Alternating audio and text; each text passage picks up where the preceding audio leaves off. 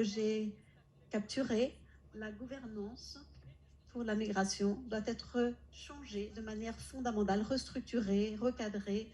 Et cela veut dire qu'il faut passer d'une approche eurocentrique à une approche ouverte qui se base sur la sécurité humaine.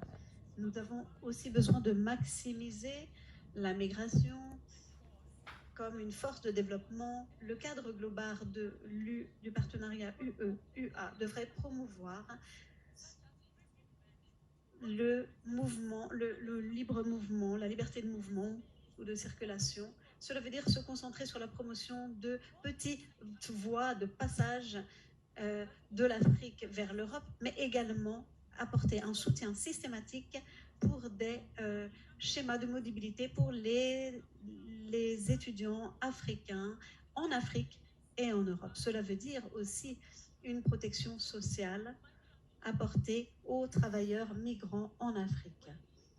Nous avons également besoin d'avoir un engagement renouvelé avec la société civile et ses organisations.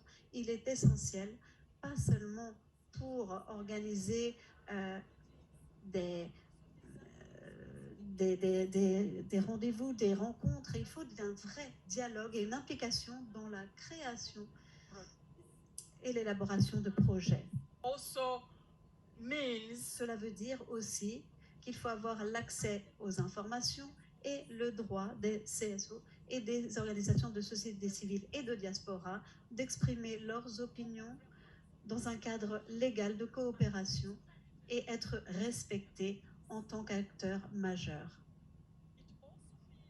Cela veut aussi dire mettre en œuvre des mécanismes de dialogue, les mettre en place après le sommet et au niveau africain, au niveau des communautés locales, régionales, renforcer ces mécanismes qui incluent la diaspora et les organisations de la société civile.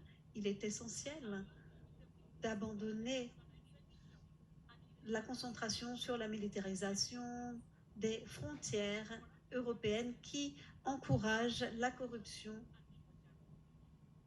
Cela accroît la migration irrégulière, le trafic des êtres humains. Ainsi, il y a un besoin de renouveler le partenariat UE-UA, se concentrer sur les politiques au long terme, adopter ces politiques au long terme pour réduire la pauvreté ainsi que les inégalités. Et cela veut dire donner le pouvoir, renforcer les capacités donc de ces migrants avec des qualifications, donner